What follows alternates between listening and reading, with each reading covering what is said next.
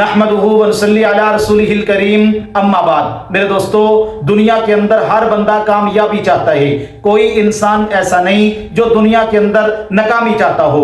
اگر آپ یہ چاہتے ہیں کہ آپ کی زندگی پرسکون ہو جائے، اللہ تبارک و تعالیٰ آپ کو کامیاب ترین انسان بنا دیں، یعنی آپ کی دنیا بھی بن جائے اور آپ کی آخرت بھی سنور جائے، تو چاند باتیں میں آپ کو بتلاتا ہوں۔ اگر میری ان باتوں پہ آپ عمل کر لیں تو آپ کی دنیا کی زندگی بھی پرسکون ہو جائے گی اور آپ کی آخرت بھی سنور جائے گی۔ وہ چند باتیں کون سی ہیں؟ توجہ سے سنیں۔ اللہ کے نبی علیہ السلام کی حدیث مبارکہ کا مفہوم ہے، 3 بچے ایسے ہیں جو ماں کی گود میں بولے ہیں، بچپن کی حالت میں بولے ہیں۔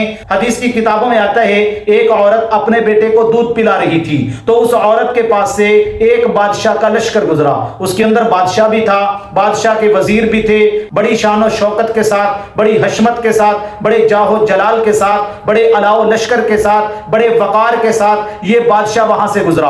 اب اس عورت کی نظر جب بادشاہ کے لشکر پہ پڑی تو اس نے ایک ٹھنڈی آہ لی اور آسمان کی طرف منہ اٹھا کے کہنے لگی، یا اللہ میرے اس بچے کو بھی اس بادشاہ جیسا بنا دے۔ اب جب بچے نے یہ بات سنی تو بچے کو اللہ نے زبان عطا فرمائی۔ اب یہ دودھ پیتا بچہ ہے، اس نے کہا، یا اللہ مجھے اس بادشاہ جیسا نہ بنائیو۔ اب عورت بڑی پریشان ہوئی، اس کی جو والدہ تھی۔ اب تھوڑی دیر کے بعد ایک عورت وہاں سے گزری، اس عورت کو لوگ مار رہے تھے، پیٹ رہے تھے کہ تو نے زنا کیا ہے، تو نے یہ کیا ہے، وہ کیا ہے۔ اب عورت جو ہے جب اس عورت کو دیکھتی ہے تو ایک ٹھنڈی آہ لیتی ہے اور دعا کرتی ہے، یا اللہ میرے بیٹے کو اس عورت جیسا نہ بنائیو۔ اب اس بچے کو اللہ نے پھر زبان عطا فرمائی، وہ پھر بولا، اس نے کہا، یا اللہ مجھے اس عورت جیسا بنا دیجئے۔ اب یہ عورت بڑی پریشان ہوئی تو اللہ تبارک و تعالی نے اب اس دودھ پیتے بچے کو زبان عطا فرمائی، اس کو بولنے کی قوت عطا فرمائی۔ تو یہ بچہ کہنے لگا، اماں جان یہ جو پہلا بادشاہ تھا جس کے بارے میں آپ نے کہا، جس کی ظاہری شکل و صورت کو آپ نے دیکھ کے کہا اللہ میرے بیٹے کو اس جیسا بنا دے، میں نے کہا کہ اس جیسا نہ بنائیو، یہ وہ بادشاہ ہے جس کے پاس دنیا کی ساری دولت موجود ہے، پیسہ موجود ہے اور دنیا کی نعمتیں موجود ہیں اور دنیا کا مال و دولت اس کے پاس انتہائی زیادہ ہے، لیکن یہ ایسا بندہ ہے جس سے میرا اللہ ناراض ہے۔ تو اللہ تبارک و تعالیٰ اس سے ناراض ہیں، اس لیے میں نے کہا یا اللہ مجھے اس بادشاہ جیسا نہ بنائیے۔ اور یہ جو عورت ہے جس کو بظاہر لوگ برا کہہ رہے ہیں، جس کے اوپر بظاہر لوگ تہمت لگا رہے ہیں، یہ وہ عورت ہے جس سے میرا اللہ راضی ہے۔ تو میں نے کہا یا اللہ مجھے اس عورت جیسا بنا دو۔ تو میرے دوستو، اصل کامیاب ترین انسان وہ ہے جس سے اللہ راضی ہو جائیں۔ اللہ تبارک و تعالیٰ قرآن مجید کے اندر فرماتے ہیں، وَرِضْوَانٌ مِّنَ اللَّهِ أَكْبَرُ ذَلِكَ هُوَ الْفَوْزُ الْعَظِيمُ۔ سب سے بہترین کامیابی اور کامیاب ترین انسان وہ ہے جس سے اللہ راضی ہو جائیں، اور اللہ کی رضا سے بڑھ کر دنیا کے اندر کوئی اور کامیابی نہیں۔ تو جس بندے سے اللہ راضی ہیں یہ دنیا کا کامیاب ترین انسان ہے میرے دوستو۔ اب اللہ تبارک و تعالیٰ راضی کیسے ہوں گے؟ کیسے پتا چلے گا کہ میرا اللہ ہم سے راضی ہیں یا نہیں؟ اگر آپ کو اللہ تبارک و تعالیٰ کی طرف سے نیک اعمال کرنے کی توفیق مل رہی ہے تو آپ سمجھ لیں کہ میرا اللہ مجھ سے راضی ہے۔ یہی وجہ ہے ایک مرتبہ اللہ کے نبی علیہ السلام بیٹھے ہوئے تھے، سرکار دو عالم صلی اللہ علیہ وسلم نے فرمایا، کیا کوئی ایسا شخص ہے جس نے روزہ رکھا ہو؟ رمضان کے روزوں کی بات نہیں کر رہے تھے، نفلی روزوں کی بات ہو رہی تھی۔ سیدنا ابو بکر صدیق رضی اللہ تعالی عنہ کھڑے ہو گئے، کہنے لگے، یا رسول اللہ صلی اللہ علیہ وسلم میں نے روزہ رکھا ہوا ہے۔ اللہ کے نبی نے فرمایا، کیا کوئی ایسا شخص ہے جس نے آج کسی مسکین کو کھانا کھلایا ہو؟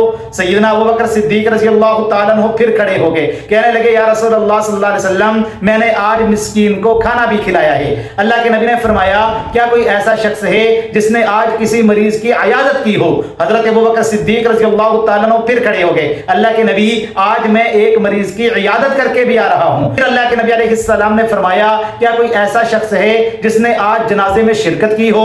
تو سیدنا ابو بکر صدیق رضی اللہ تعالیٰ عنہ کھڑے ہو گئے، کہنے لگے، اللہ کے نبی میں ایک جنازہ بھی پڑھ کے آ رہا ہوں۔ میرے نبی نے بڑی عجیب بات ارشاد فرمائی، فرمایا جس شخص کے اندر یہ تمام اعمال موجود ہوں وہ پکا جنتی ہے، یعنی اللہ تبارک و تعالیٰ اس کو جنت میں ضرور داخل فرمائیں گے۔ اللہ کے نبی علیہ السلام کے پاس ایک صحابی آئے، کہنے لگے، یا رسول اللہ صلی اللہ علیہ وسلم میرا گھر مسجد سے بہت دور ہے، میرا دل کرتا ہے میں گھر کو مسجد کے قریب نہ لے آؤں۔ میرے نبی نے मना फरमा दिया, फरमाया नहीं, जितने कदम तू लगा के मस्जिद के अंदर आएगा हर कदम पर अल्लाह तबारक व तआला तुझे नेकी अता फरमाएंगे। तो मेरे नबी ने अपनी उम्मत को आमाल पे लगाया है। तो जिस बंदे को नेक आमाल करने की तौफीक मिल रही है वो समझ ले कि मेरा अल्लाह उससे राजी है।